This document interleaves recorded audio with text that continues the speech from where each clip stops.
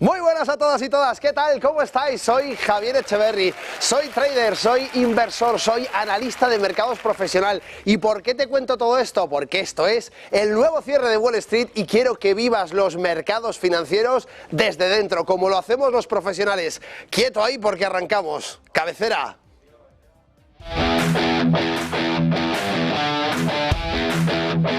Bienvenidos al nuevo cierre de Wall Street, un programa donde vamos a tener el avance de las claves de José Antonio Bittner y donde la verdad y el rigor van a ser la clave de todo el programa.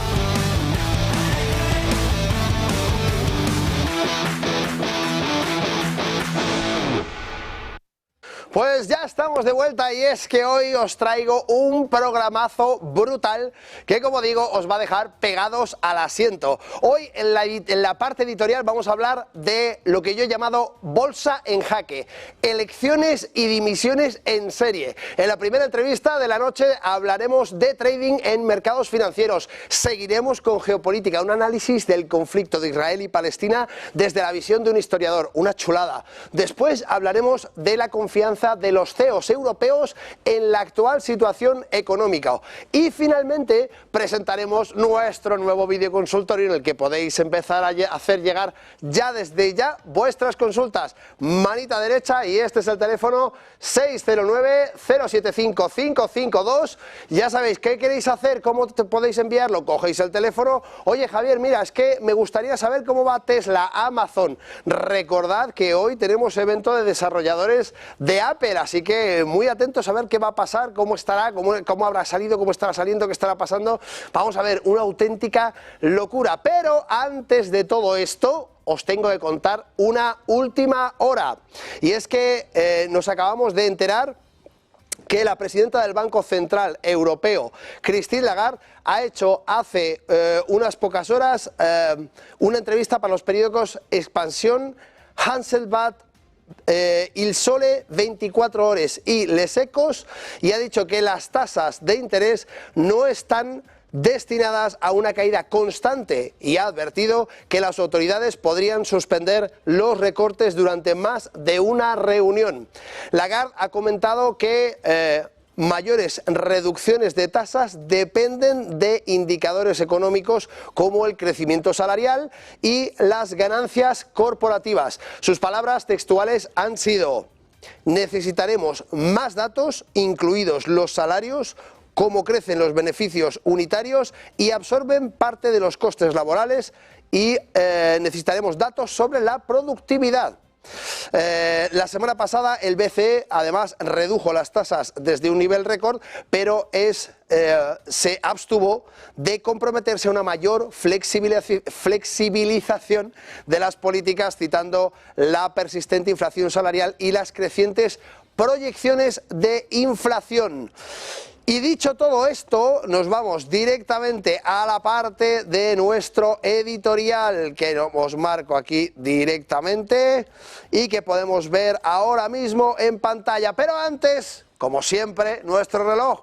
¿Cuánto nos falta para el cierre de Wall Street? Fenomenal, 1 hora, 56 minutos, 21 segundos. Ya sabéis que en el cierre de Wall Street os traemos toda la actualidad, y es que la actualidad manda y nos dice que tenemos que ver cómo están los mercados en este momento. Compañeros, pinchadme a ver esos gráficos, cómo está en este momento el Dow Jones de Industriales. Fijaos en la pantalla, vamos a hacerlo más grande para que lo podáis ver mejor, y esta es la evolución de los últimos días. Mirad esta zona de acumulación importantísima donde vemos claramente esta caída fuerte. No llegó a tocar soporte, pero casi, y una vez que rebotó en esta zona de acumulación de precios, que como veis, os digo, no es exactamente el soporte, pero sí que es una zona de acumulación, de nuevo tiene una nueva zona de acumulación aquí. ¿Qué sucede en esta zona? Pues de momento acumula y acumula, se mueve. Tiene hoy un comportamiento comportamiento que ha empezado siendo bastante bajista y que ahora mismo se está equiparando con este 0,10 que tenemos en pantalla, 0,10 en positivo. Si nos vamos al SP500 vamos a ver un comportamiento un poquito distinto. Aquí sí que vemos ya un 0,30 de subida. Fijaos cómo ese testeo del que habíamos hablado justamente en la parte del SP500, en esas 500 empresas de mayor capitalización en Estados Unidos y que desde luego son uno de los índices más seguidos y más importantes del mundo, vemos cómo se acerca mucho a esos máximos históricos en el torno de los 5.377. Ahora mismo cotiza en los 5.361, muy próximo. Vamos a ver el tecnológico, que ahora sí tenemos, recordad, ¿qué hemos tenido hoy como cosa tecnológica increíble? El split de Nvidia. Cada 10 títulos, cada 10 títulos nos dan uno, de tal manera que lo que antes valía 1.200 y pico dólares, ahora vale 120 dólares. ¿Ok? ¿Esto para qué se hace? Para que se haga mucho más accesible, y como veis, fijaos, el comportamiento del tecnológico es muy prominente. ¿Por qué? Pues lógicamente porque ese comportamiento permite a inversores que no tienen a lo mejor 1.200 dólares o 1.200 y pico dólares para entrar en Nvidia, que puedan comprarse un título de Nvidia por 120 dólares. Ese split no comporta ningún cambio para nada, ni para los tenedores que ya tenían esas acciones, ni para los nuevos que entren con ese nuevo precio, porque en definitiva la cotización va a seguir funcionando porcentualmente del mismo modo, con ese split. ¿Queréis verlo en pantalla? Lo vamos a ver en 2 segunditos. Pero antes de eso, nos tenemos que ir rápidamente a la parte editorial. ¿Y por qué nos vamos a la parte editorial? Pues os lo voy a contar. Porque hoy, en concreto, hemos hablado de cómo está el panorama, que por si fuera poco, después de las elecciones europeas se ha liado muchísimo, elecciones al Parlamento. Lo he llamado la bolsa en jaque, elecciones y dimisiones en serie. Vale, aquí tenemos muchísimas cosas que ver, En este caso concreto estamos viendo el Eurostoxx 600.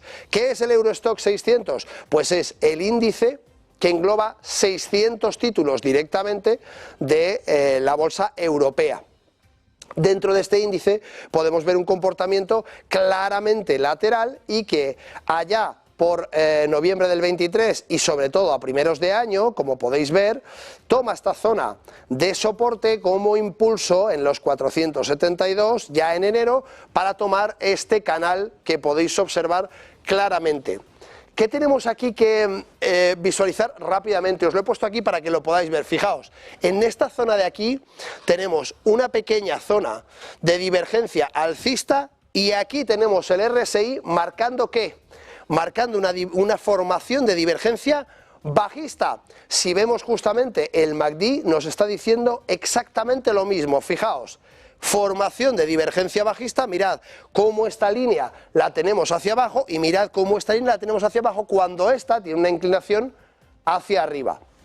Estas tres señales nos dicen que hay una pérdida de fuerza, de impulso en la formación de estas divergencias. En principio no se han consolidado, todavía no son divergencias consolidadas y por tanto no sabemos si finalmente va a tener un retroceso bajista. Pero de tenerlo, tendríamos un impulso hasta esta zona de soporte. Este impulso, como veis aquí, está marcado en concreto en torno al 2%, y ese 2% que podéis ver en pantalla nos dice un poco cuál es la formación. Como veis, os he puesto aquí doble formación de divergencias bajistas. Si las divergencias estuvieran totalmente confirmadas, tendríamos que tener mucho ojo, porque no solamente tendríamos un dato, sino un doble dato, y ese doble dato siempre nos ayuda a confirmar. Ya sabéis que cuando operamos no lo hacemos simplemente por la intuición, sino que lo hacemos siguiendo una estrategia, y dentro de esa estrategia hay lo que se llaman condicionantes o gatillos. Estos, por ejemplo, son gatillos. Cuando se confirmen, son condicionantes que suceden y nos llevan al si sucede esto, y si sucede esto, y si sucede esto, entonces pongo una operación en este sentido. Luego viene la gestión monetaria y todo aquello que también conocéis.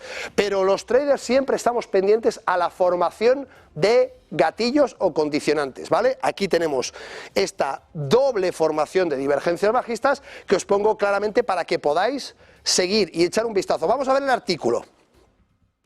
En cuanto al artículo, os cuento un poco las elecciones del Parlamento Europeo 2024. Nos han dejado un escenario político lleno de incertidumbres con implicaciones muy importantes para los mercados financieros. A continuación le damos una vueltita juntos y veamos un poco los resultados provisionales, el impacto económico y las oportunidades de trading en base a estos eventos. Resultados, fijaos. Tenemos, yo aquí lo leo muy mal, así es que me voy a venir al ordenador, porque con los puntitos de la pantalla desde cerca se ve fatal. 185 escaños para el Partido Popular, 137 escaños para socialistas y demócratas, 80 escaños Renew Europe, los verdes 52 escaños, conservadores y reformistas 33 escaños, Identidad y Democracia 58 escaños, The Left 36 escaños, no inscritos 46 escaños y otros 53 escaños. Os lo pongo aquí en grande, que pues este abanico y veis los 720 escaños, ¿vale?, por parte del Parlamento de la Unión Europea, donde claramente podéis ver un poco esa distribución, donde efectivamente la parte de la derecha, en concreto del Partido Popular, ha triunfado en estas elecciones y por tanto, bueno, es importante que tengáis esto en cuenta. ¿Qué hacemos siempre? Fijaos, parece un gráfico más, pero no lo es. ¿Por qué? Porque es directamente desde el Parlamento Europeo. Fijaos en esta parte de abajo, que vais a ver aquí, y en la fuente os pone datos facilitados por la empresa, concretamente Verian, para el Parlamento Europeo. Fijaos en este logo, fenomenal. Esto, importante. Cuando os informéis de este tipo de cosas es muy importante que verifiquéis que las fuentes sean oficiales, ¿vale? Si no, todo esto es una confusión y os puede llevar a tomar decisiones erróneas, ¿vale? Dicho lo cual, seguimos con el artículo.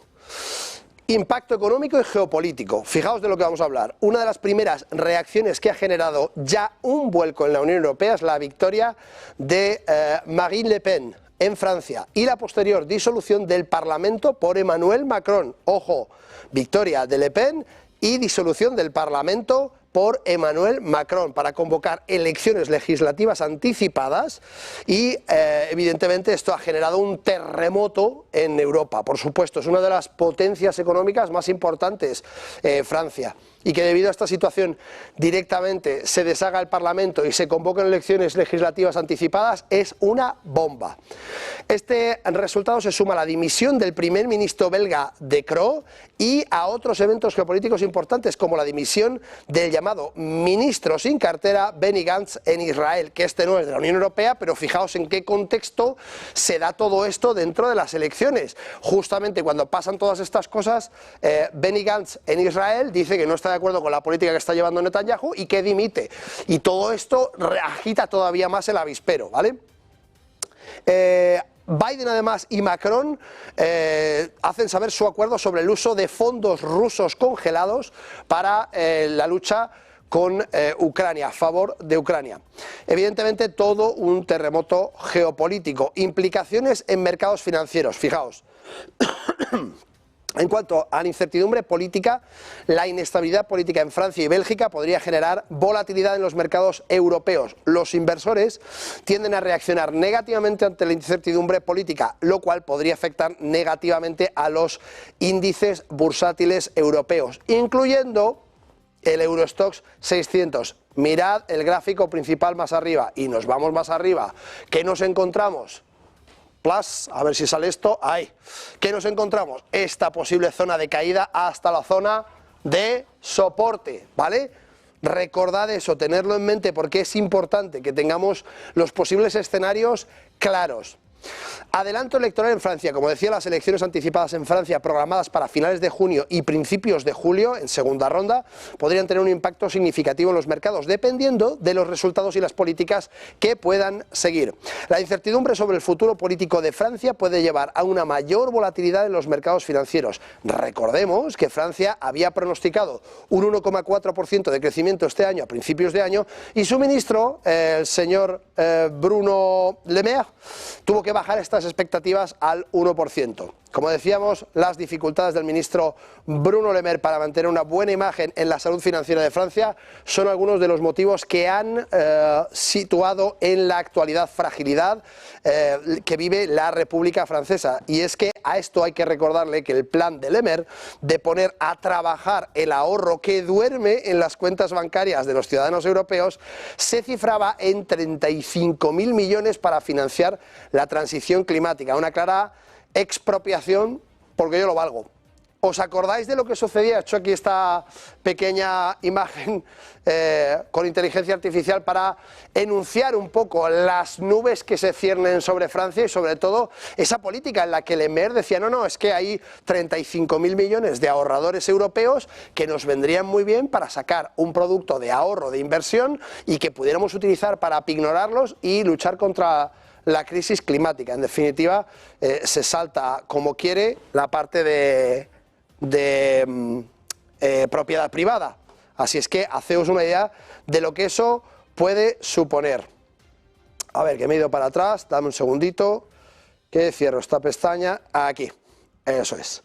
Seguimos, críticas del FMI, el Fondo Monetario Internacional critica a Estados Unidos y es que le hace una regañina importante por su nivel de deuda y la contracción de la economía japonesa. Además, añaden más incertidumbre al panorama económico global, lo que puede llevar a una mayor aversión al riesgo entre los inversores. Y me diréis, Javier, madre mía, qué batiburrillo, ¿qué está pasando en Europa, Estados Unidos, Israel que también dimiten? Pues eso es lo que os cuento, que hay un batiburrillo importante. No es que se me haya ido la cabeza y haya mezclado muchos temas, es que es importante que entendáis que en el contexto de las elecciones parlamentarias a la Unión Europea está sucediendo todo esto y a pesar de que parece que no hay un gran movimiento dentro de los mercados, a pesar de que os he mostrado un poquito ese 2% que es muy poquito dentro del Eurostock 600 que podría darse, que no se ha dado todavía, todo esto son escenarios que están afectando muy claramente a la Unión Europea y por supuesto a la economía global, sobre los que tenéis que estar atentos. Por eso os llamo la atención sobre todo este tipo de cosas.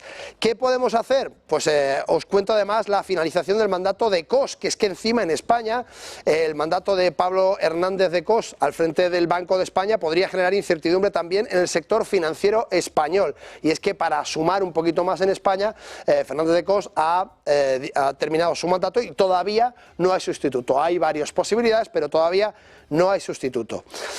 Cosas que podemos hacer según la visión que comentábamos días atrás de Ray Dalio, esa visión catastrofista de cómo está Estados Unidos, de la polarización, de que vemos que hay los trumpistas y los de Biden están totalmente divididos cada vez de una manera más brutal. ¿Y qué es lo que sucede en este sentido? Recordad que decía que daba una probabilidad de guerra civil del 60%, una auténtica salvajada por parte de Ray Dalio y pensando un poco en qué podemos hacer, teniendo en cuenta ese escenario que nos cuenta Ray Dalio, todas estas cosas que se están moviendo en la Unión Europea y que no tenemos muy claro qué es lo que puede pasar, pues hablamos de bonos del Tesoro y bonos corporativos que Ray Dalio nos decía que sería un buen refugio.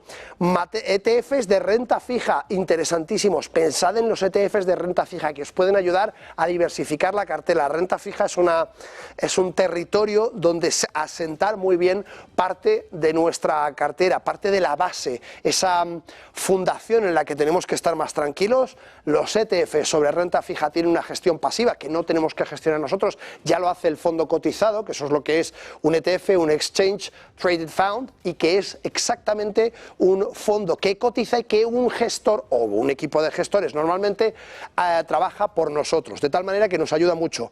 Materias primas como refugio, lo decimos siempre, el oro, la plata, ahora últimamente también Bitcoin se está postulando como un refugio. Yo no estoy del todo tan de acuerdo en que sea un refugio porque tiene una volatilidad que no permite utilizar la palabra refugio, pero sí que probablemente sea una reserva de valor, que es otra cosa distinta a refugio. Análisis técnico de nuestro Stoxx 600, vamos a pasarlo por encima porque ya lo hemos visto en detalle y en definitiva vamos a la conclusión, y es que las elecciones del Parlamento Europeo de 2024 han creado un ambiente de incertidumbre política que podría afectar negativamente a los mercados financieros. Los inversores deben estar atentos a los desarrollos políticos en Francia y Bélgica, así como las críticas del Fondo Monetario Internacional y la situación económica global. Esto es lo que quiero traeros para que entendáis un poco qué es lo que está sucediendo. Como veis, os dejo distintas fuentes para que podáis ahondar un poquito más, que podéis darle una vuelta a esta situación, y como siempre tenéis toda la información ahí en TradingView, donde podéis ver claramente. ¿Dónde vamos ahora? Pues directos a publicidad, porque la siguiente fase del programa es una entrevista chula con una persona que me apetece muchísimo que esté hoy aquí. Así es que quietos ahí, no os mováis.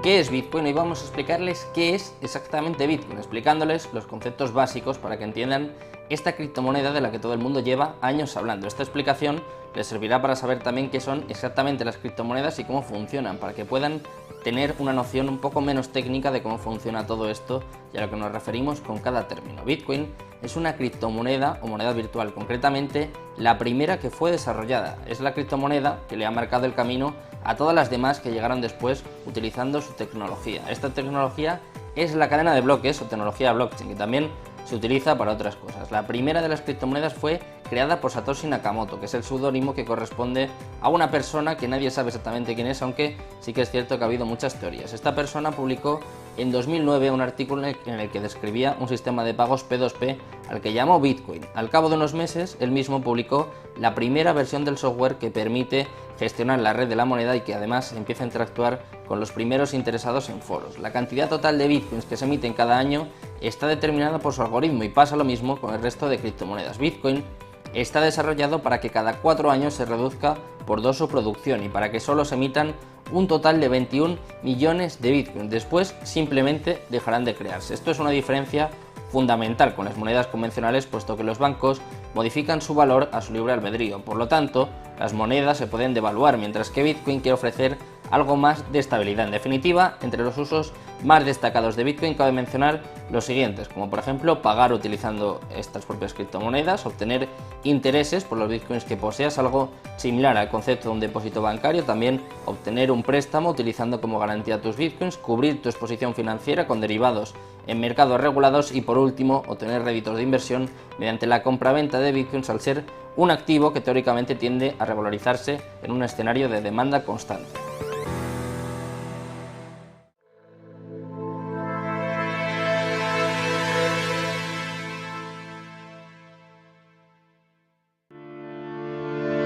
Es el mercado más grande del mundo, pero también el que pasa más desapercibido, el que menos se conoce y uno de los más complejos de entender. Hablamos de los bonos y hoy les vamos a explicar cómo funciona ese mercado. Para empezar, un bono es un título de deuda, es decir, alguien que necesita dinero decide emitir bonos. Los inversores compran esos bonos y el dinero que usan para comprar ese bono lo ingresa el emisor. A ese dinero se le denomina principal. Y la característica primordial de un bono es que se devuelve ese dinero. Los bonos tienen un vencimiento y cuando llega esa fecha de vencimiento, el emisor del bono debe devolver el principal al inversor. Aunque otra de las características de un bono es su parte de renta fija. Y es que un bono nos da unas características y unas rentas fijas. Es decir, a lo largo de la vida del bono, el emisor paga al inversor un cupón. Esto es un porcentaje sobre el principal que se paga a modo de intereses. Eso es lo interesante de un bono, que recuperas la inversión inicial.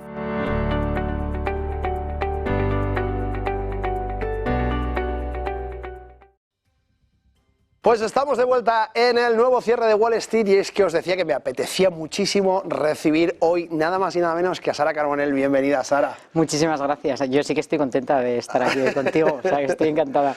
Es un placer recibirte. Para aquellos marcianos que no conozcáis a Sara Carbonell, os cuento un poquito que ha liderado Banco España en un crecimiento significativo en la parte de inversión digital y ha promovido la educación financiera durante años, pocos porque es muy joven, pero tiene mucha experiencia. Ya. Eso no es verdad. Lo de la educación financiera, así es, desde hace muchos años, pero eso demuestra que de joven nada.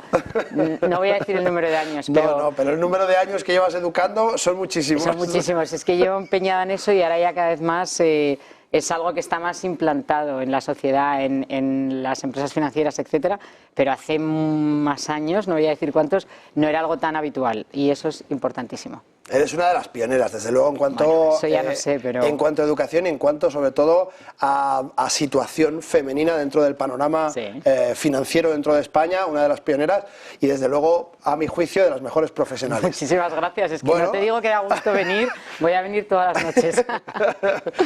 César, lo que es del César. Gracias. Dime un poco tu opinión sobre las recientes decisiones de los bancos centrales. ¿Qué te parece, teniendo en cuenta un poco esta bajada que ha hecho el Banco Central Europeo, así de un cuartillo de punto, como timoratos, como Eso por es. quedar bien, porque lo hemos dicho muchas veces, porque además queremos llevar la delantera con respecto a Estados Unidos? Eso es. Cuéntame tu opinión. A ver, yo creo que todos sabíamos que iba a ocurrir y entonces ha cumplido el guión. Sí que puede ser un momento, es decir, tampoco voy a decir ahora, pues no, era el momento...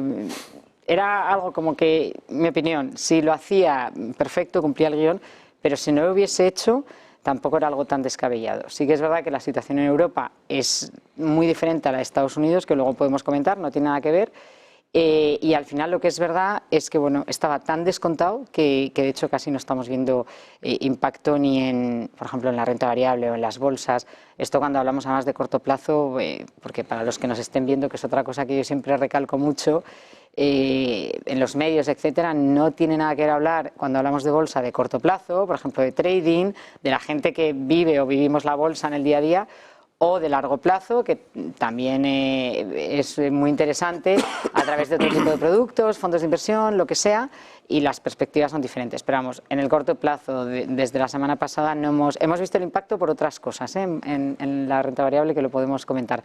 Pero el hecho de esa bajada de tipos era un poco lo que se esperaba. Hemos visto además las elecciones al Parlamento Europeo, que es un poco la parte editorial con el que ha abierto el programa, y aquí sí que hemos visto una sacudida importante. Aquí sí, entonces es justo en lo que estaba pensando. ¿Qué ha pasado? Que de repente vemos un cambio bastante radical en algunos países. Una decisión en Francia, que es un país lógicamente muy relevante, que ha impactado muchísimo en la renta variable francesa hoy. Esto se ha contagiado. Entonces, en este caso, aquí sí que hemos visto, porque caídas en el euro, que eso es muy significativo, y aquí sí que hemos visto pues esa reacción por parte de los mercados a un miedo a una incertidumbre, es decir, la incertidumbre en sí, pero también el miedo a que haya más incertidumbre.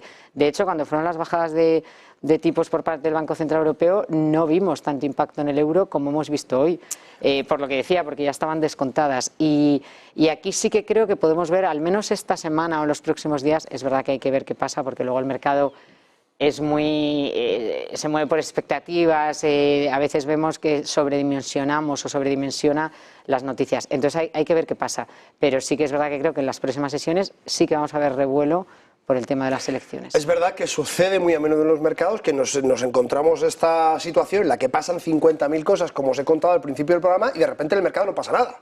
Pues eso lo he visto yo tantas veces a lo largo de los años, y sobre todo cuanto más descontado está algo, es cuando menos pasa algo, porque ya está descontado y el mercado viene esperándolo, pero eso pasa muchísimo. Y de hecho, en la parte política hay que decir que en España concretamente no suele tener tanto impacto las elecciones, los resultados en el IBEX. Si te fijas y te coges históricamente, puede tener algo de impacto, pero no es lo mismo que, por ejemplo, en Estados Unidos, ¿no? Cuando hay elecciones, o como hemos visto hoy en Francia, con además la banca muy afectada, etcétera.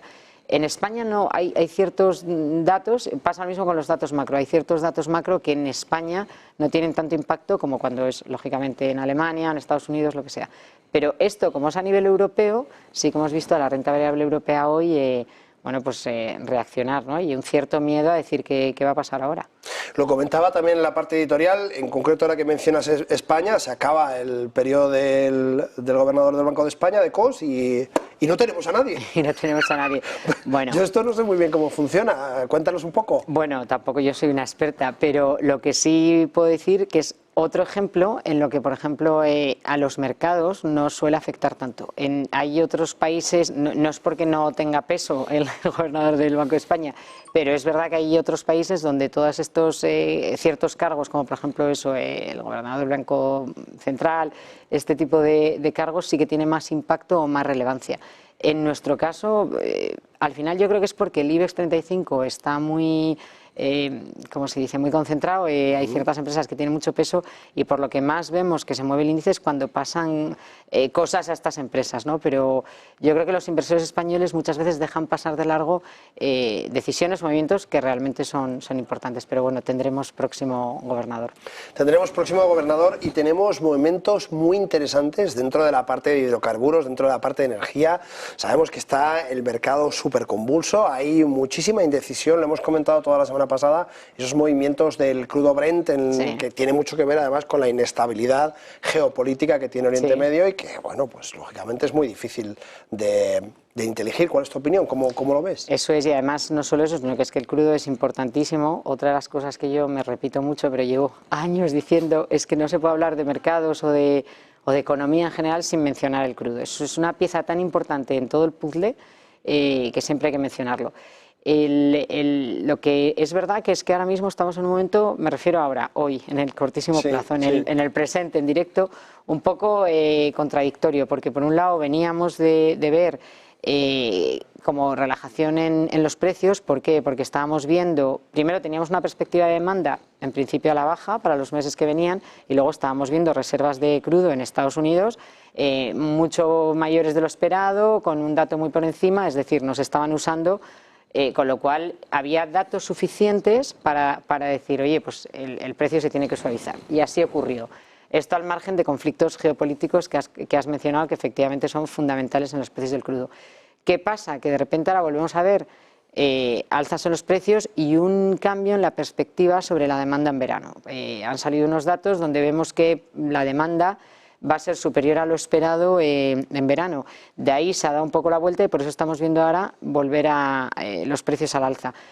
Pero yo me quedaría un poco con una de cal y una de arena, porque las reservas de crudo en Estados Unidos, todavía el dato de la semana pasada, siguen estando ahí, o sea, siguen sin utilizarse, con lo cual habrá que ver un poco qué es lo que pasa con este dato, a ver cómo se mueven los precios. Y luego, como siempre, efectivamente, todo esto que acabo de decir es como la teoría. La parte geopolítica es lo que más suele impactar o lo que impacta mucho en los precios del crudo. Cualquier tipo de conflicto, etcétera, eso daría la vuelta y puede disparar los precios y impactar muchísimo.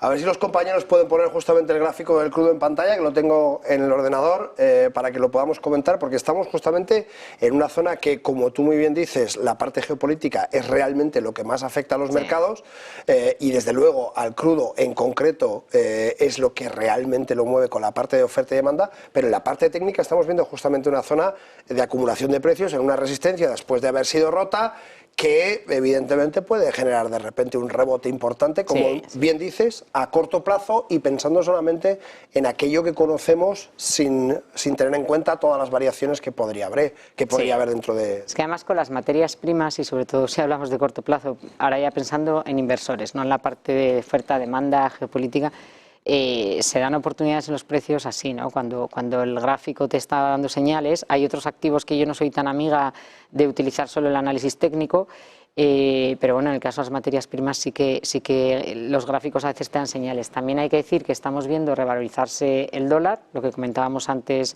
al principio del programa con las caídas del euro, y esto encarece más la materia prima, con lo cual la correlación suele ser inversa y en realidad teóricamente deberíamos ver los precios suavizarse, porque ahora mismo está más caro. Pero bueno, creo que no es relevante como para impactar de manera muy significativa en el precio.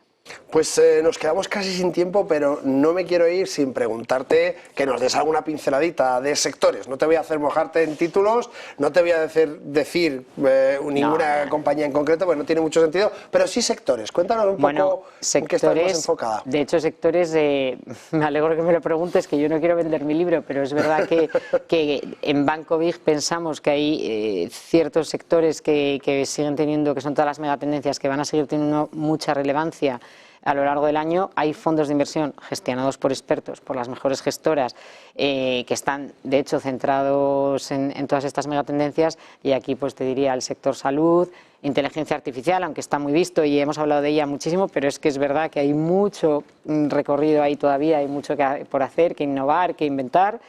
Coches eléctricos.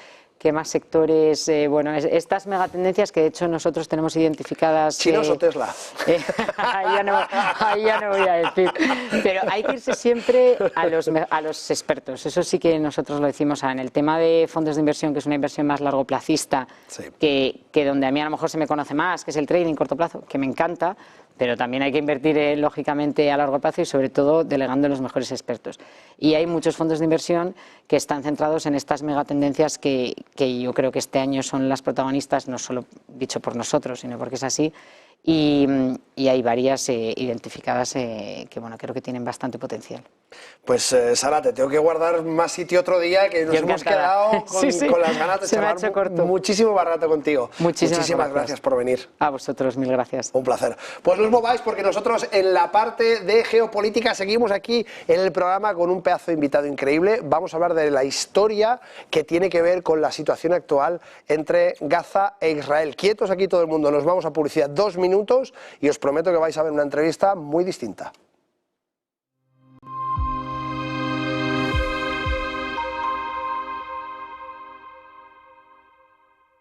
¿Verdad que no saltarías de un avión sin paracaídas? Entonces, ¿por qué alquilas tu inmueble sin garantizar el cobro? Con el nuevo servicio Garantía Indefinida SEAC, tienes garantizado el cobro del alquiler puntualmente. Defensa jurídica, daños por vandalismo y protección antiocupas. Alquila tranquilo, SEAC responde.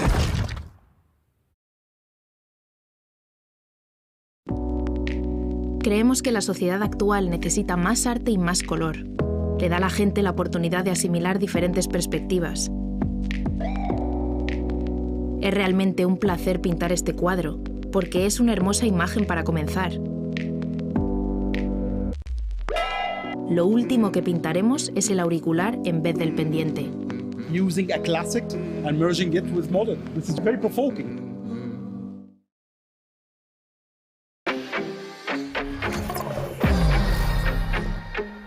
¿Quieres invertir en bolsa? Déjame enseñarte algo.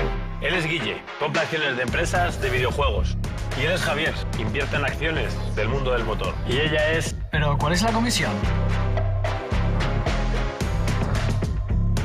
0 comisión. Abre tu cuenta de cliente totalmente online, invierte en acciones y fondos cotizados sin comisiones hasta 100.000 euros al mes. ¿Y tú? ¿En qué vas a invertir?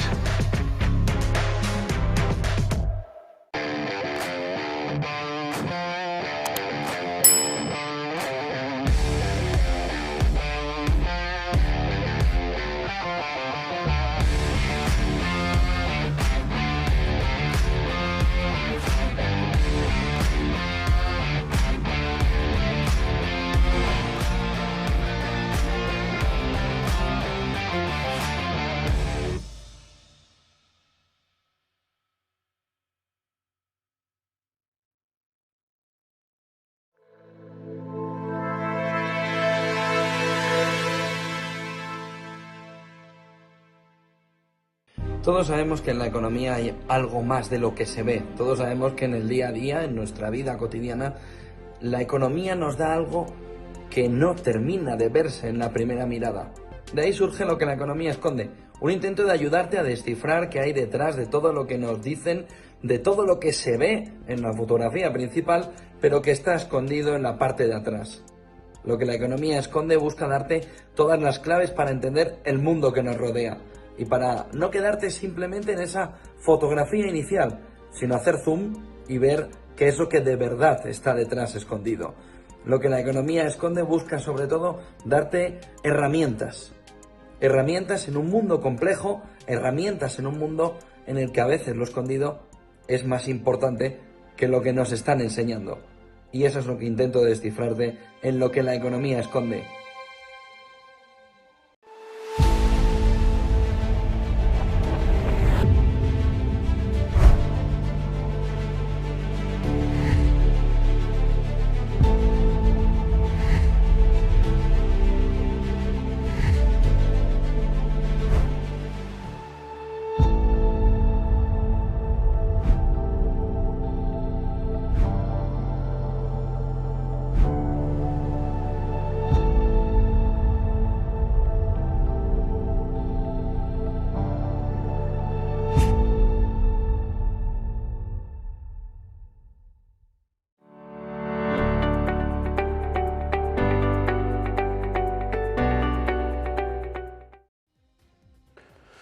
Pues ya estamos de vuelta en este cierre de Wall Street y tenemos que parar de nuevo máquinas porque hay una última hora importantísima que tenéis que conocer, y es que resulta que desde Malawi nos avisan que el avión militar donde viajaba el vicepresidente del país, Saulos Chilima, ha desaparecido hoy. En el avión viajaban otras 9 personas y ya se están llevando a cabo las labores de búsqueda para localizar el aparato. El avión salió de la capital de Malawi con dirección al aeropuerto internacional de Mzuzu, pero las autoridades aéreas perdieron el contacto cuando este salió del radar, según un comunicado de la oficina del presidente. Saulos Chilima fue detenido y procesado por corrupción en 2022, sin embargo, un tribunal del país acabó anulando el proceso el pasado mes de mayo y pudo continuar como vicepresidente. Importantísima esta última hora que teníamos que dar. Ya sabéis que estamos siempre al quite de lo que sucede en la parte de noticias y tenemos que estar pendientes para poderoslas ofrecer. Seguimos con nuestra siguiente entrevista. Os decía que era una entrevista muy peculiar, muy particular y que os iba a sorprender porque vamos a hablar con Yair Wallach, profesor de Historia Moderna de Israel y Palestina en la Universidad SOAS de Londres. Y es que ese enfoque desde la historia moderna de Israel y Palestina nos puede ayudar muchísimo. Yair Wallach, como digo, es un reconocido académico que ha publicado extensamente sobre el conflicto israelí y palestino y su impacto en la política moderna es bien conocido. Yair, good afternoon. Pleased to have you here. Thank you. Thank you for the invitation. Muchísimas gracias por tenerme hoy aquí.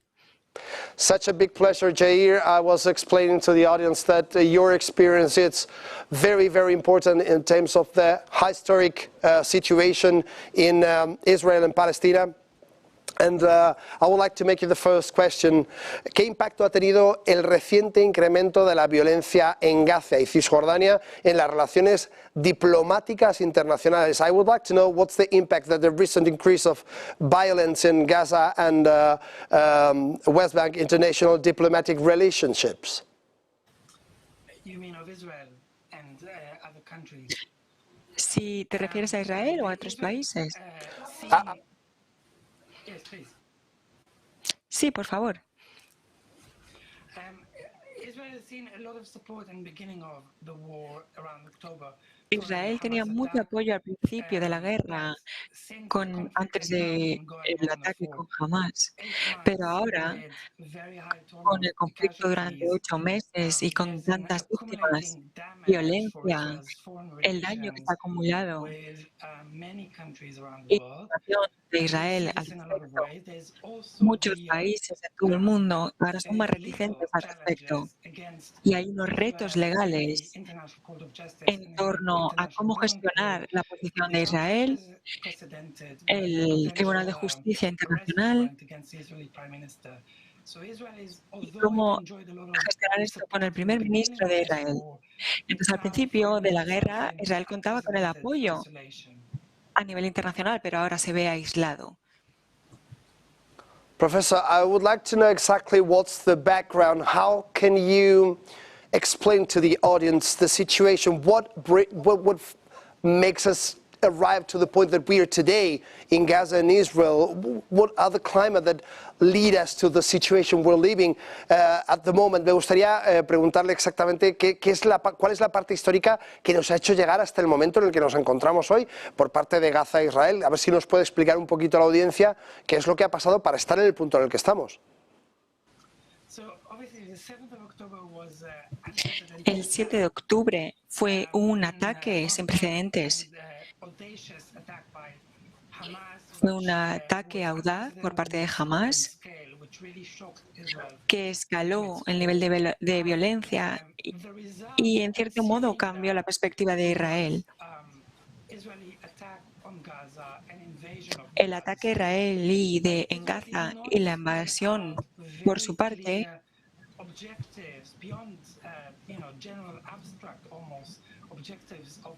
no es que hayan tenido un objetivo específico, siempre han querido intentando luchar contra Hamas. ¿Y cómo podrían reemplazar Hamas? Pero Hamas permanece ahí, porque no hay una alternativa a esto. en la Franja de Gaza. Entonces es una guerra abierta. Lo más preocupante de todo es la cantidad de víctimas palestinas, pero también el riesgo de hambrunas y lo que está sufriendo todo el mundo. Y además es una crisis constante para los israelitas y en Gaza. Tienen que decidir en algún momento cómo seguir adelante, si necesitan seguir adelante con la guerra o van a parar. El aumento de las víctimas de la crueldad en el norte de Israel es algo constante y algo que vemos que no tiene una solución fácil. Y esto incluso va quizá a aumentar a un conflicto mayor. Esta violencia y esta escalada en el conflicto es constante. Como decía antes, no tenemos una perspectiva de ver cómo va a salir clara. Que ha dicho Yair, que me parece muy interesante, y es que se ha cambiado mucho la imagen de Israel desde antes del conflicto, al inicio del conflicto y después del conflicto, en la última parte del conflicto, por esta situación que estamos viviendo por parte de Israel. Y es que a mí me gustaría preguntarle cómo es posible que hayamos visto ese ataque que nos refería el 7 de octubre de manera tan cruenta y que hayamos visto que después de 4 meses sin lanzar ni un solo misil desde Gaza, desde Hamas a Israel, cuando la comunidad internacional más condena la situación actual por parte de Netanyahu y su política con respecto a Gaza, de repente vuelvan a atacar. ¿Es esto una legitimación? ¿Es esto algo que tenga algún sentido desde su punto de vista?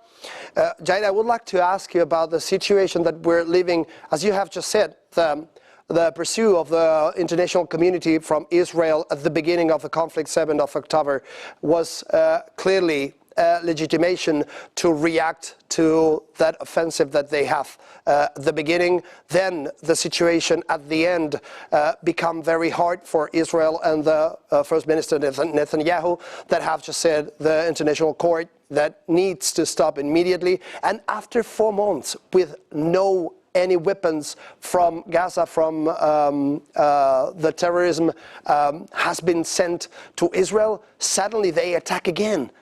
Does it make any sense? Does it legitimate in any way the behavior of Israel among Gaza or not?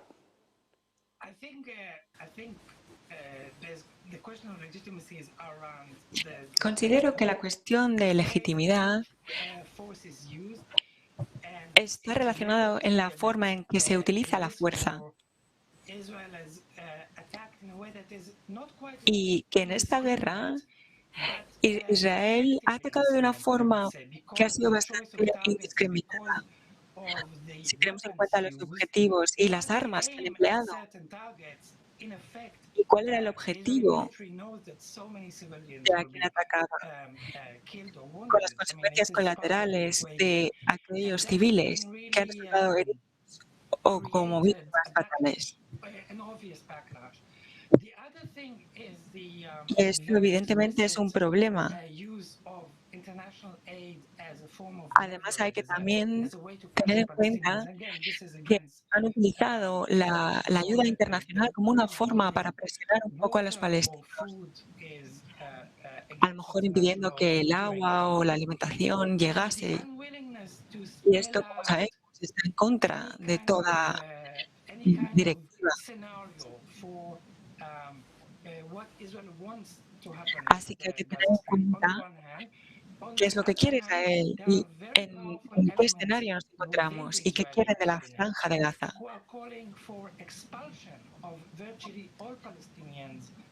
Es una extorsión de todos los palestinos.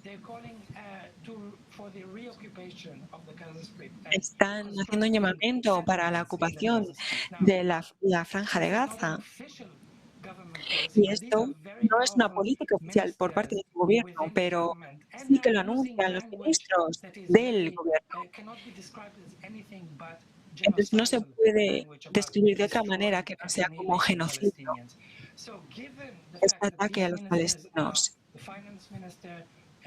Teniendo en cuenta que los ministros de Economía y de Interior están permitiendo que se diga y que se prosiga haciendo esto, creo que es algo que yo y muchas personas están viendo que son crímenes de guerra y no se pueden permitir. Efectivamente, la norma de la proporcionalidad está siendo tremendamente vulnerada y eso es lo que está llevando a Israel a ser denunciado por distintos países, así como por la Corte Internacional, con ya más de 40.000 muertos en Gaza. Pero hablando un poco sobre este cambio de imagen y toda esta situación, ¿qué papel le parece que están desempeñando las nuevas tecnologías y las redes sociales en la escalada del conflicto? ¿Cree usted que el papel de las redes sociales está potenciando un poco esa animadversión con tal de hacer una figura de fuerza o de supremacía? Porque no tiene mucho otro sentido. As you have just said, the current situation and the behavior from Israel has bring them different demands from other countries and the International Court because of the proportionality. But I would like to know what's the role that new technologies and social media are playing in the escalation of the conflict? Do you think that it's a matter of an image that Israel wants to sell to the world, that they're going to be strong and they utilize the kind of social media to keep on the behavior with no proportion at all? I think this speaks to some people. Certainly there is a constituency. Considero que así lo creen algunas personas y aquellos que apoyan a Israel o lo que hagan, independientemente, la verdad es que están muy desalineados o no saben lo que ocurrió verdaderamente aquel 7 de octubre. Y aquellas personas que respaldan a Israel incondicionalmente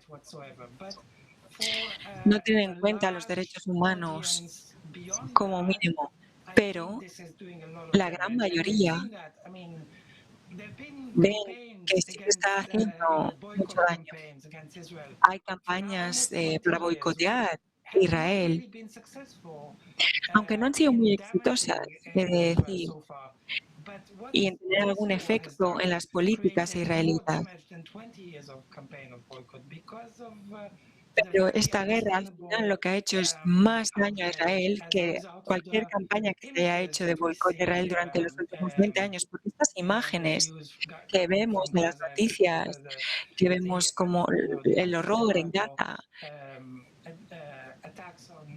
los ataques a los civiles tienen un efecto mucho mayor. Y los israelitas no están viendo estas imágenes porque están censuradas y no las ven, optan por no mostrarlas. Entonces están en una realidad paralela y no ven estas imágenes horrendas de Gaza y no entienden por qué la gente del resto del mundo están enfadados con ellos o por qué están tan en contra de ellos. Yair, me comentas justamente que el comportamiento de esa censura que está sufriendo algunos Israel en definitiva, con todo lo que tiene que ver con esas imágenes que vemos en pantalla al resto del mundo, esa absoluta crueldad en la que estamos asistiendo en primer plano con todos los medios técnicos que a día de hoy existen, no son percibidos del mismo modo. Sin embargo, en Israel Netanyahu cada vez tiene menos adeptos, cada vez hay más israelíes que están en contra de la política de Netanyahu y se está formando un auténtico movimiento contra la política de Netanyahu. Yair, ¿le parece que esto puede finalmente terminar con el mandato de Netanyahu o hasta que él no termine el cometido que quiere hacer se va a seguir aferrando y no hay ningún modo de quitarlo de donde está? As you have just said, there's a lot of blocking to the image that Israelis are seeing in Israel, but there's a lot of a trend from the Israelis that are not happy with the behavior of his first minister, and they don't want him to continue being his first minister because of what's happening, even if they're blocked and they cannot see everything what's happening. So do you really think that this movement can block Netanyahu in a certain way, can really move him out as being first minister, or it's impossible and he will stay there until he decides to finish the war scenario? So what we know is about almost more than 2/3 of the Israeli public wants Netanyahu to go. Lo que sí que sabemos es que más de 2/3 de los israelitas quieren que se vaya Netanyahu. Ya no confían en él y le tienen miedo. Tanto los de izquierda como los de derecha. Hay un consenso casi generalizado de que está liderando de mala forma. Ha estado prometiendo cosas que no lleva a cabo. Y evidentemente no se logra nada. Y si lo traducimos esto al contexto político, no es fácil, porque tiene la mayoría para poder mantenerse en el poder y seguir con su mandato. Además, aunque la mayoría están descontentos con él, no se ve bien salir a la calle y protestar mientras la guerra de marchas están como esperando a que la guerra llegue a su fin y luego ya protestar. Y por ello, Netanyahu estará ahí en el poder y mantendrá la guerra lo máximo posible. Porque si no termina oficialmente y sigue en cierta manera durante unos meses, Netanyahu podrá reganar esa confianza del público.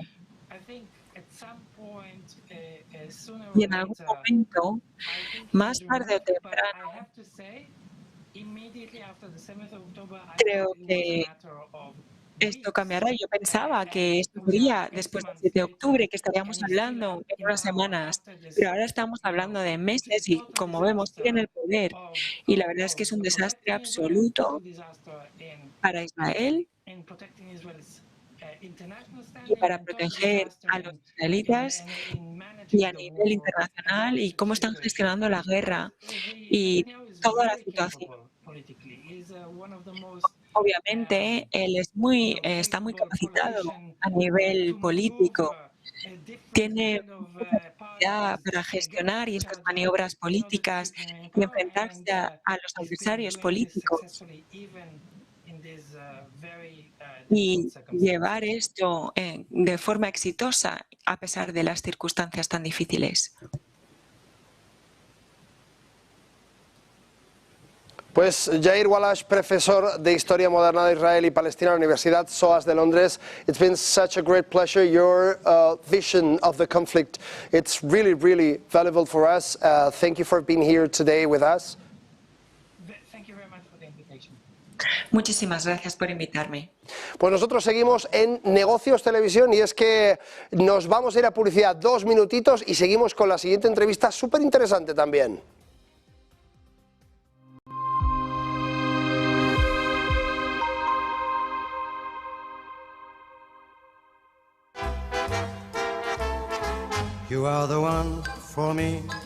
Hoy con Endesa tienes una oferta formidable.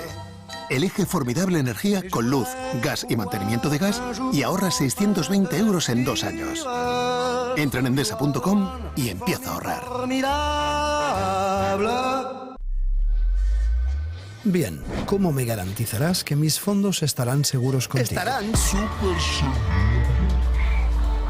Es difícil encontrar un broker que cumpla con todas sus expectativas. O quizá no tanto. Active Trades, broker online desde 2001. Ya, lo vi. Hay un nuevo estado de ánimo. En el Santander lo llamamos bienestando. Y lo sientes cuando, con los hasta 400 € que te llevas por traer tu nómina y 2 recibos, haces esa escapadita que tanto te apetece. ¿Quieres sentirlo? Consulta condiciones en bancosantander.es.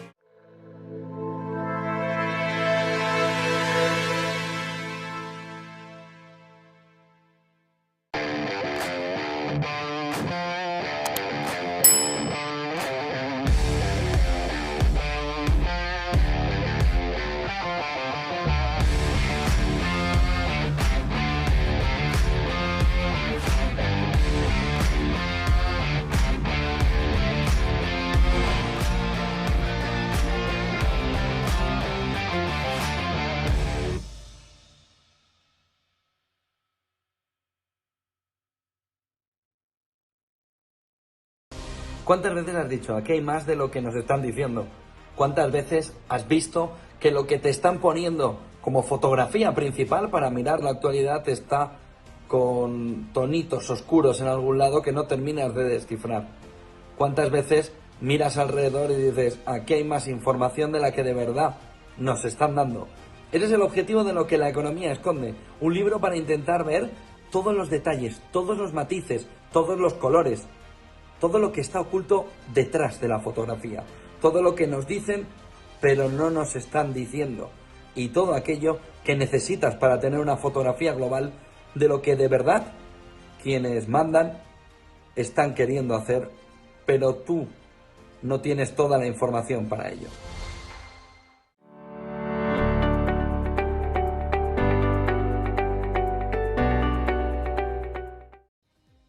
Pues ya estamos de vuelta en este nuevo cierre de Wall Street y ya sabéis que lo que manda es la actualidad. Y como actualidad, y no puede ser de otra manera, en el programa vamos a ver cómo está Wall Street, porque así se llama este programa, Cierre de Wall Street. A ver cuánto tiempo queda para poner ese reloj fenomenal, 59,28 minutos. Y es que vamos a ver inmediatamente cómo se encuentran los mercados cuando faltan tan solo esos 59 minutos. Vamos a los índices, como siempre pinchamos en el Dow Jones y vamos a ver el comportamiento. Ha subido un poquito del 0,10 al 0,17, este cierre está empezando a gustarle un poquito más y vemos ese comportamiento. Ya veis que seguimos en esta zona de acumulación, si bajamos un poquito temporalidad nos ayuda a ver el comportamiento que tiene el índice y mirad cómo toda esta zona, fijaos que está sirviendo ¿de qué? De resistencia. No la tengo marcada, pero la marca el propio precio, si os fijáis. Y es que aquí podemos ver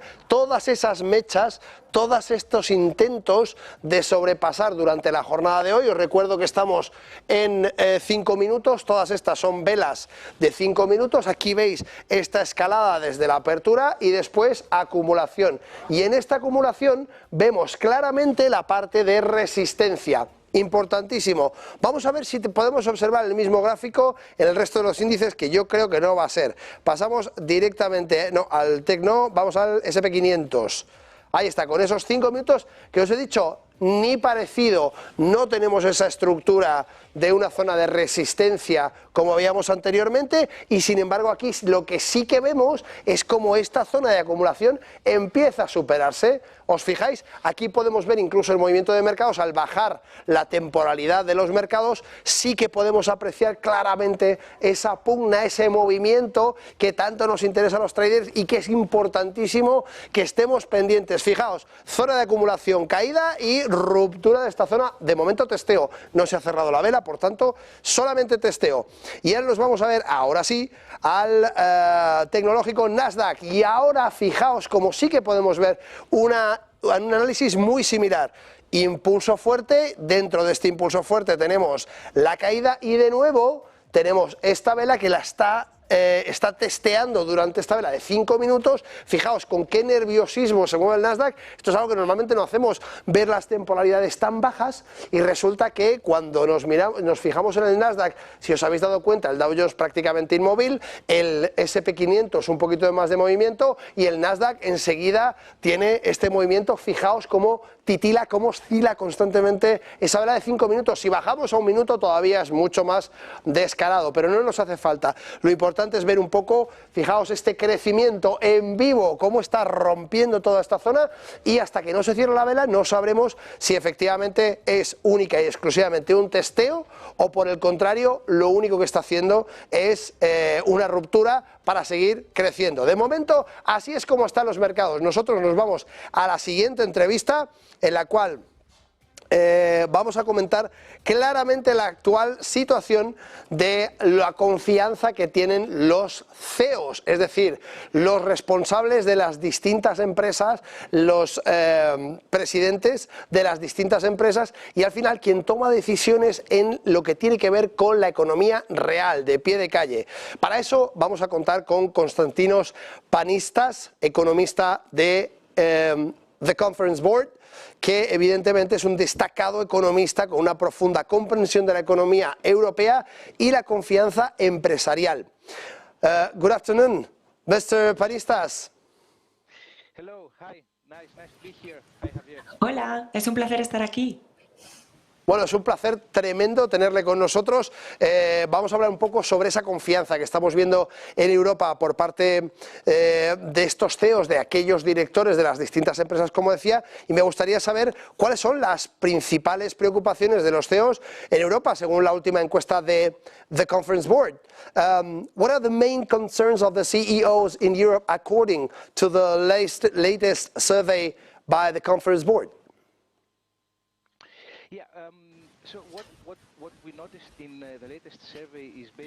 Lo que nos hemos dado cuenta es que en la última entrevista hay varios factores y entre ellos uno de los primeros motores que está haciendo una mejora son las condiciones de negocios fuera de Europa. Así que hay que tener en cuenta que muchos de los CEOs europeos tienen también empresas fuera o al menos relaciones internacionales. Entonces les hemos preguntado qué piensan o cómo creen que las ventas, las inversiones en sus empresas fuera de Europa se van a desarrollar durante los siguientes 6 meses. Y lo más sorprendente de los resultados es que a pesar de que los CEOs ven que la economía está mejorando fuera de Europa, en Europa la situación no va a mejorar tanto. Entonces la hoja de ruta o este sentimiento de las empresas fuera de Europa está mejorando y está en el mejor alce o en su mejor punto hasta ahora. Y entonces es un indicador claro de una mejora y para los CEOs saben que tienen que tener en cuenta esto para poder revisar cuál es la situación en Europa y mejorar la situación y el marco contextual en general, tanto dentro como fuera de Europa. O sea que sí, atendemos un poco a lo que nos dices, los CEOs de las empresas europeas están empezando a externacionalizar todo lo que tiene que ver con esas acciones dentro de su confianza, empiezan a trabajar también fuera de la Unión Europea, algo muy interesante. Me gustaría ir a preguntar sobre qué medidas piensan los CEOs que Europa debería tomar para fortalecer un poco sus capacidades de defensa, puesto que estamos hablando justamente de todo lo que tiene que ver con esa externalización, que es una palabra muy larga, pero justamente me interesa saber qué es lo que deberían hacer para fortalecer sus capacidades en defensa. What measures do the CEO think that Europe should strengthen its defense capabilities, now that we're speaking about the externalization, which is a very long word, to build the new relationships and to continue with their trust? Yeah, so I think the most important, the most important key takeaway from the report is that lo más importante que podemos ver en el informe es que los CEOs europeos no confían en que los próximos líderes gestionarán de forma buena una buena defensa de un posible conflicto europeo. Evidentemente, es urgente que los líderes europeos encuentren una solución al respecto para asegurarse de que la defensa de la Unión Europea es una de las prioridades. Con la guerra de Rusia, de Ucrania, con Israel por el medio, y este contexto, evidentemente el debate está sobre la mesa y hay que preguntarse si la Unión Europea tiene la necesidad de tener esta defensa o no. Invertir en defensa, por supuesto, podría ser una solución y puede ser una base para poder reenergizar estos mercados y dar una solución a este problema para tener un poco más de momento y dar sinergia a esta situación. Vemos que la Unión Europea acaba de aprobar, Konstantinos, 10.000 millones para todo lo que tiene que ver con defensa, como decíamos, y para todas esas empresas que al final necesitan crear armas y otro tipo de industria, fortalecer la industria armamentística en Europa. ¿Crees que esta industria realmente es una oportunidad para esos CEOs que están viendo, como bien decías, oportunidades en defensa? ¿Crees que, por el contrario, lo más probable es que sea una microtendencia de un momento puntual o que, por el contrario, es interesante que se abran esas nuevas vías para CEOs que quizá no estaban focalizados en el sector de defensa? So the European Union have just approved 10,000 millions for defense department and the companies that are building weapons and all that stuff in Europe. Do you think that this is a temporary trend, that it's going to be lucrative for the CEOs because of the current situation, or is just another path that it's been opened to focus different investing for the CEOs?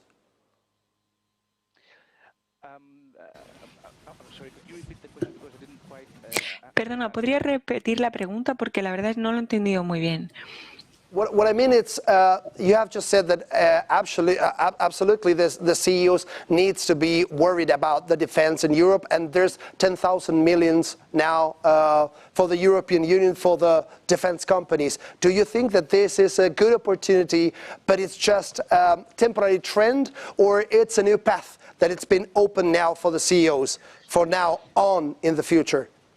Yeah, no, I think this is definitely, this is a path. Sí, pienso que este es el camino.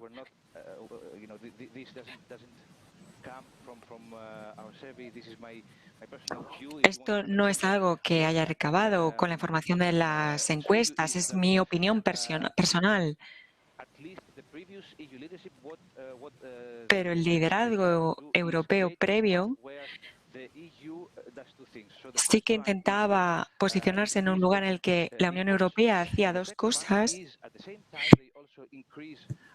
aumentar la munición y la defensa colaborativa entre los países. Entonces, el nuevo liderazgo en Europa tiene que poner la defensa de la Unión Europea y las políticas al respecto en el centro del debate.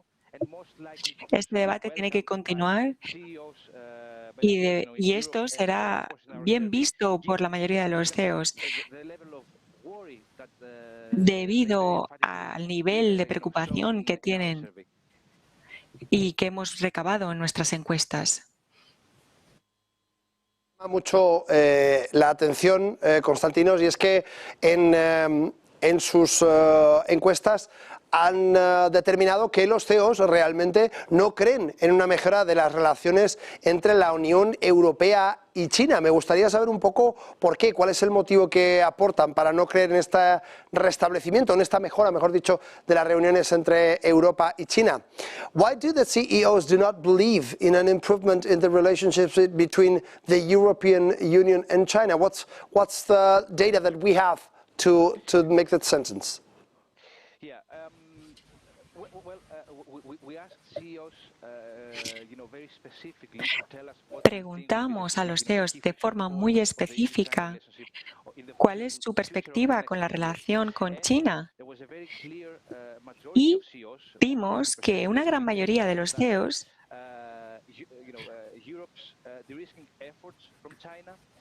veían que Europa tenía que hacer un esfuerzo con las relaciones con China, pero también les preocupaban las relaciones de China con Estados Unidos. Y hay unos puntos claves en relación con China. Una gran parte de los CEOs les preocupa que no sea una distribución igualitaria en cuanto al comercio, en cuanto a las exportaciones e importaciones. Quieren jugar al mismo nivel y quieren tener la misma contexto entre las economías, tanto la china como la europea. Independientemente de que los CEOs no estén viendo esa confianza por parte de Europa y China, sí que es cierto que hemos visto una notable mejora de la confianza de los CEOs del 42 al 58% en el primer semestre de 2024. ¿Cuáles son los factores que han provocado este cambio del 42 al 58%? What are the factors that has been contributed to the improvement in the CEO conditions in Europe from 42 to 58% in the first half of 2024?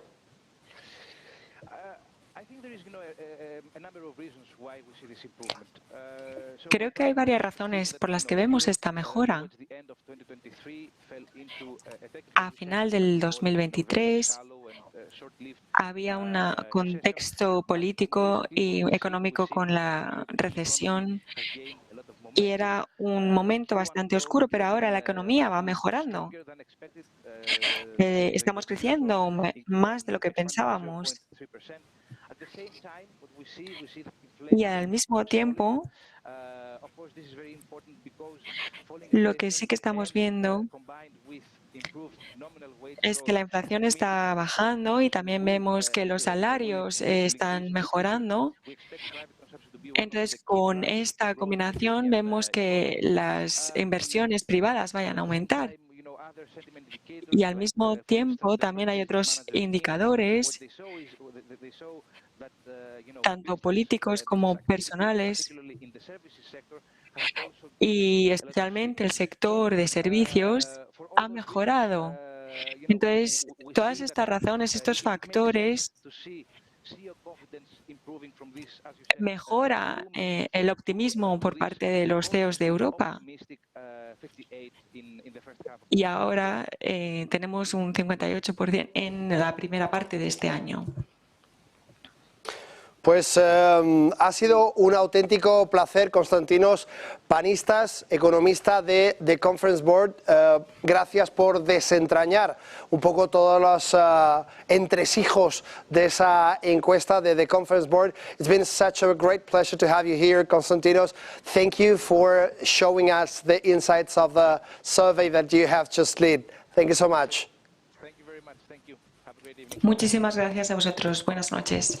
Pues un auténtico placer conocer un poquito cómo funciona la mentalidad de los CEOs en Europa de diferentes posiciones, y que es muy importante entender cómo se está percibiendo toda la parte económica desde aquellos actores que mueven la economía, que no son otros que los que toman decisiones en las empresas. Dicho lo cual, vamos a irnos 30 segundos a publicidad. No os mováis porque la siguiente entrevista os va a interesar un montonazo. Quietos ahí, no os mováis.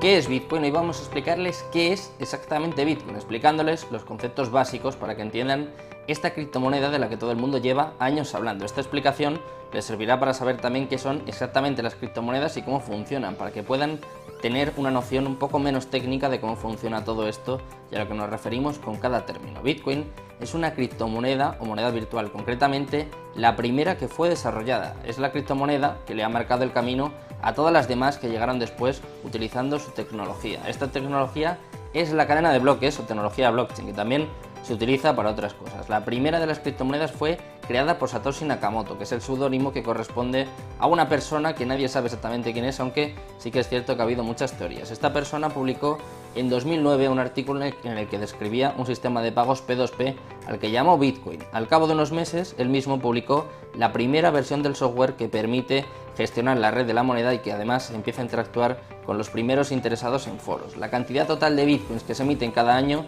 está determinada por su algoritmo y pasa lo mismo con el resto de criptomonedas. Bitcoin está desarrollado para que cada 4 años se reduzca por 2 su producción y para que solo se emitan un total de 21 millones de bitcoins. Después simplemente dejarán de crearse. Esto es una diferencia fundamental con las monedas convencionales, puesto que los bancos modifican su valor a su libre albedrío. Por lo tanto, las monedas se pueden devaluar, mientras que Bitcoin quiere ofrecer algo más de estabilidad. En definitiva, entre los usos más destacados de Bitcoin cabe mencionar los siguientes, como por ejemplo pagar utilizando estas propias criptomonedas, obtener intereses por los bitcoins que poseas, algo similar al concepto de un depósito bancario, también obtener un préstamo utilizando como garantía tus bitcoins, cubrir tu exposición financiera con derivados en mercados regulados y por último obtener réditos de inversión mediante la compra-venta de bitcoins al ser un activo que teóricamente tiende a revalorizarse en un escenario de demanda constante.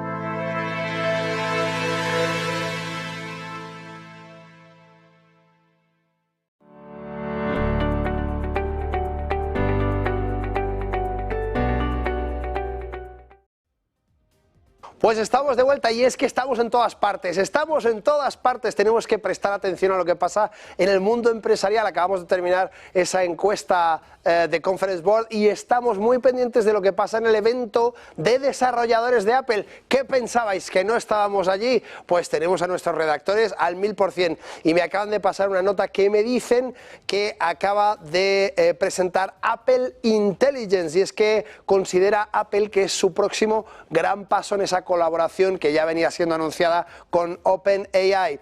Además, esta nueva inteligencia puede realizar tareas como recuperar archivos o reproducir podcast y beneficiará muy mucho a los usuarios de Siri, ya que tendrá la capacidad de responder a miles de preguntas. Seguimos pendientes de ese evento de desarrolladores con nuestro equipo de redacción, que no le quita ojo para traeros esos pequeños detalles, que en este caso es un gran paso para Apple, y esto, como sabéis, sí o sí influye en la cotización del título y por tanto tenemos que estar muy pendientes. Para pasar a la siguiente entrevista, que como os decía es una auténtica chulada, y es que tenemos a Susana del Río, autora del libro 12 mujeres europeas y doctora en políticas. Susana además es una influyente académica y autora que ha destacado por su trabajo en política europea y el empoderamiento de la mujer en la Unión Europea.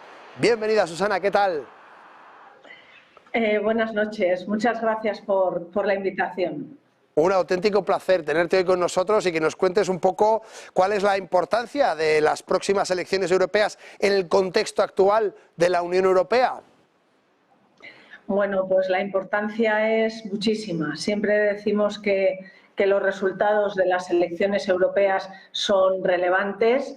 Lógicamente lo son, pero es verdad que en esta nueva cita europea son aún más determinantes, más decisivos los resultados, puesto que estamos en un momento de despertar geopolítico de la Unión Europea, con grandes retos y desafíos por delante, y sin ninguna duda la nueva legislatura europea 2024-2029 va a ser clave para vertebrar, como digo, algunos de los grandes desafíos de nuestro tiempo.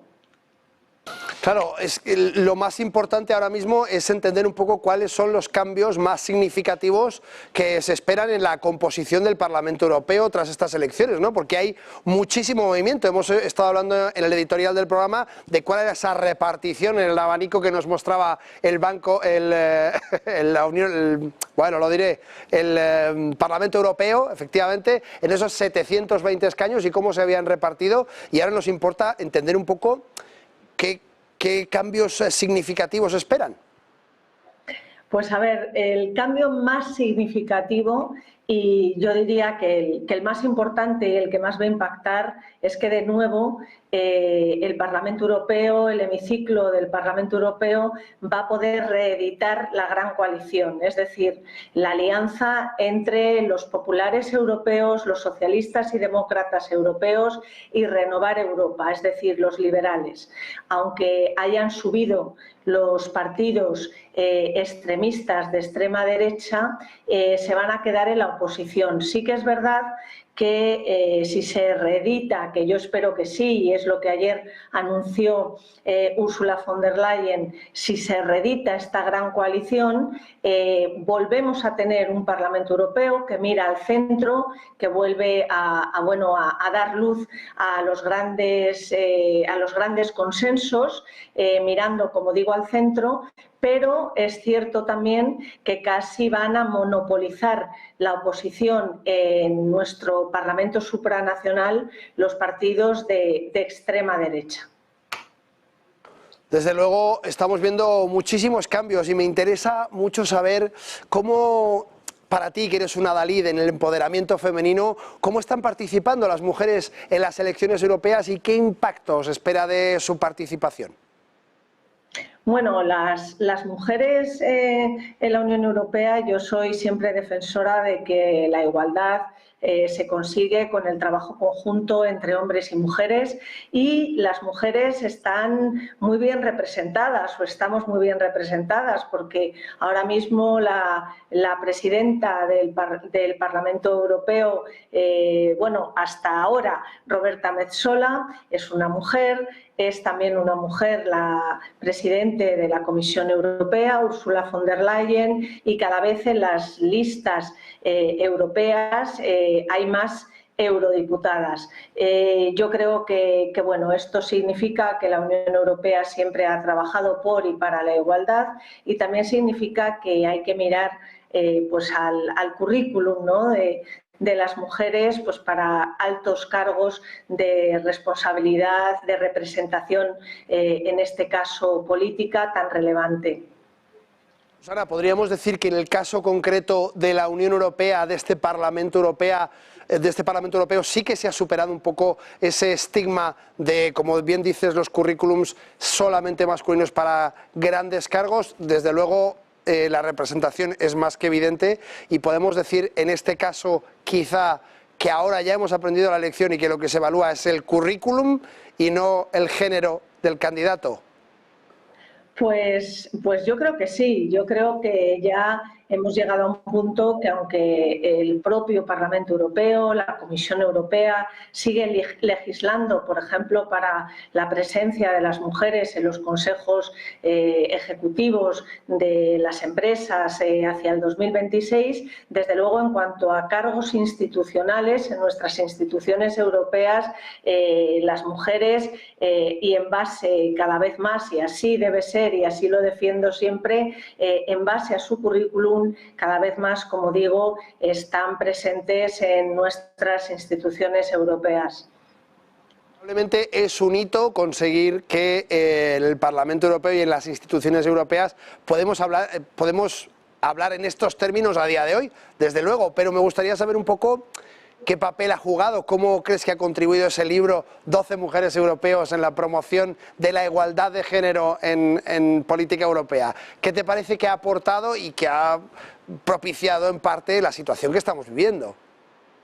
Bueno, el libro realmente es muy reciente. El libro ha visto la luz hace un mes, pues porque yo quería que estuviese publicado antes del Día de Europa, antes del 9 de mayo, y por supuesto en este tramo hacia las elecciones europeas y hacia la legislatura europea que estrenamos, y yo lo que he querido fundamentalmente es dar luz a 12 mujeres que han sido importantes en la construcción de la Unión Europea, en la construcción del proceso de integración europea, y que han conquistado cada una, pues Madame Curie desde el ámbito científico, Simone Veil, primera presidenta del Parlamento Europeo, Ursula von der Leyen, la princesa Leonor mirando al presente y también al futuro, Hannah Arendt desde el pensamiento, Isabel de Portugal en el siglo XVI, la esposa de Carlos V.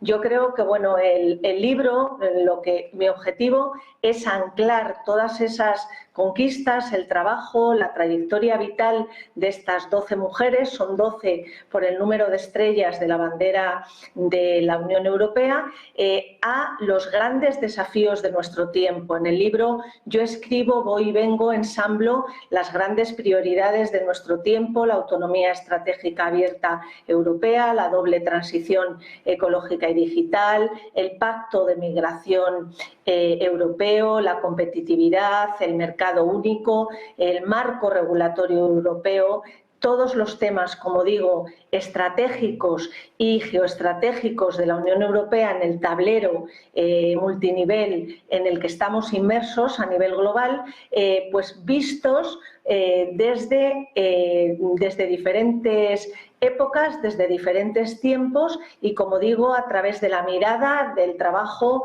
de mujeres de diferentes ámbitos, fundamentalmente del ámbito político, porque bueno, mi trabajo es analizar la política europea y yo lo que quería era que se diese luz, como digo, dar luz a través de mi escritura a 12 mujeres europeas, pero permanentemente enlazando sus vidas y sus conquistas profesionales a la actualidad, que es muy interesante y al mismo tiempo muy decisiva, porque va a definir la Unión Europea de los próximos años y también cómo debe ser o cómo quiere escribir la Unión Europea su presente y su futuro en esta autonomía estratégica europea. Bueno, esos 12 nombres a través de la historia que nos traes haciendo un viaje impresionante, ¿te parece que quizá están propiciando ese sentimiento de igualdad, de cohesión de la Unión Europea, en el que estábamos viendo cómo últimamente la Unión Europea estaba extremadamente dispersa? Una parte quería hacer una cosa, otra parte quería hacer otra, unos más beligerantes, otros más conservadores, y parece que hay un poco de desunión. ¿Te da la impresión que después de estas elecciones esa vuelta al centrismo, a esas discusiones un poco más cohesionadas entre izquierdas, derechas, centros, libertarios, nuevas políticas, en la inclusión de mujeres, que a día de hoy podemos decir que estamos ya en una situación en la que no hay que preocuparse, por lo menos en este ámbito tan chiquitito, o no tan chiquitito, pero no hay que preocuparse de esa desigualdad, porque la igualdad es una realidad? ¿Te parece que estamos en un momento dulce en Europa en cuanto a todo lo que tiene que ver con esa igualdad, con esa cohesión, o no? Yo creo que es un camino que hay que seguir, por supuesto, mirando, cuidando, trabajando en él, pero también pienso que tenemos unos desafíos tan relevantes, tan preocupantes, pues desde en la secuencia Brexit, llegada del COVID-19, guerra en Ucrania, también guerra en Gaza. Yo creo que tenemos, como digo, unos desafíos para todos tan relevantes que, bueno, que hay que seguir, como bien estamos diciendo, trabajando en la igualdad, pero que desde luego ahora la Unión Europea ese objetivo lo tiene, lo está consolidando permanentemente, ha conseguido, como digo, también grandes logros. Otra cosa es cómo mira y cómo ayuda a mujeres de otros lugares del mundo que no tienen garantizada la igualdad y que sufren mucho por la desigualdad, pero que, como digo, tenemos que poner la máxima atención, hombres y mujeres, en lo que son los grandes desafíos de nuestro tiempo, que no son pocos. De hecho, leyendo, por ejemplo, los informes de Enrico Letta sobre mercado único, más allá del mercado único, en relación a temas tan importantes, ¿no?, como modelo energético europeo, como todo lo que tiene que ver, ya lo he dicho, con autonomía estratégica abierta, la doble transición ecológica y digital, la gran asignatura pendiente del Pacto de Migración Europea al que ha dado luz verde hace 2 semanas, exactamente 12 días, el Consejo Europeo. Yo creo que tenemos que centrarnos ahí. También tenemos que ver, y yo creo que esto es importante, que las elecciones europeas, como enlazando con lo que remarcaba, ¿no?, al comienzo, los 2 partidos conservadores y reformistas europeos, al que pertenece, por ejemplo, Giorgia Meloni, ¿no?, o el Partido de Identidad y Democracia, todavía más a la derecha, de extrema derecha, pues bueno, han subido el número de votos, pero no han conseguido, como decía al comienzo, que el Parlamento Europeo no siga siendo europeo, porque además yo siempre resalto que hay extremismos de derechas y extremismos de izquierdas, y que los extremismos polarizan, los extremismos van en contra de lo que es la propia Unión Europea, nuestra Carta de Derechos Fundamentales de la UE vinculada jurídicamente a nuestro tratado en vigor, el Tratado de Lisboa, y además lo que intentan es, disfrazándose de europeísmo, pues fracturar, fragmentar, destruir los cimientos de la Unión Europea. Por eso es tan importante que se vuelva a reeditar el gran pacto, la gran coalición entre los populares, los socialistas y demócratas europeos, y también, aunque han bajado el número de votos, siguen conservando ahí un papel importante para aumentar, para trascender el número de escaños que dan mayoría absoluta en el Parlamento Europeo, que son 360, y de hecho esta gran coalición volvería a traspasar por mucho, por 398 escaños, ese umbral de votos, para que el Parlamento Europeo siga mirando al centro y siga tejiendo consensos en relación a estos vectores tan importantes que van a marcar, como decíamos, la próxima legislatura, en la que ya estamos estrenando ya, a partir de dentro de un par de semanas, cuando se constituya el nuevo Parlamento Europeo, y a partir de final de año, cuando ya se ha elegido el nuevo Colegio de Comisarios Europeos y se establezca cuál va a ser la agenda estratégica de la Comisión Europea 2025-2029. Susana, interesantísimo lo que nos cuentas. Muchísimas gracias por ese aporte tan claro sobre la actual situación en la Unión Europea, sobre la igualdad que estamos viviendo de manera increíble y, por supuesto, sobre ese recordatorio que tanto hombres como mujeres tenemos que luchar todos los días porque eso siga manteniéndose así, que me parece esencial. Muchísimas gracias por acompañarnos hoy y te invito a que vengas otro día y nos cuentes más cosas sobre el Parlamento Europeo, de las que sabes muchísimo. Pues muchísimas gracias a vosotros por la invitación, también por este mensaje que es en el que yo creo, de hombres y mujeres juntos trabajando y construyendo sociedades y la Unión Europea y todos los sectores, y por supuesto que bueno, contáis conmigo para otras conversaciones sobre temas de análisis de política europea y sobre mi libro, por supuesto. Muchísimas gracias. Fenómeno, muchas gracias, Susana, un placer. Nosotros seguimos en este cierre de Wall Street.